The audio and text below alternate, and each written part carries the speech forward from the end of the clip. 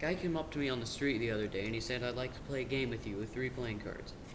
And I said, okay. And then he said, I got this card, and I got that card.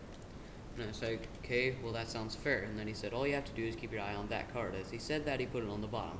And then I said, well that's easy, you just put it on the bottom, so that card's on the bottom. Then he said, no, that's this card. And I said, well if it's not on the bottom, it must be on the top. So then he said, no, that's also this card. And I said, well if it's not on the top or the bottom, it must be in the middle. And he said, no, that's also this card. And I said, well, that's not fair because now you're using 3 this cards. And he said, no, that card's on the bottom. And I said, well, that's not fair because that was just this card just a second ago. And he said, well, yeah, well, so is the top. And I said, well, that's not fair because now you're using 2 that cards. And then he said, no, I'm using 3, that card's in the middle. And I said, well, that's not fair because now you're using 3 that cards. And then he said, no, you see, I got this card, and this card.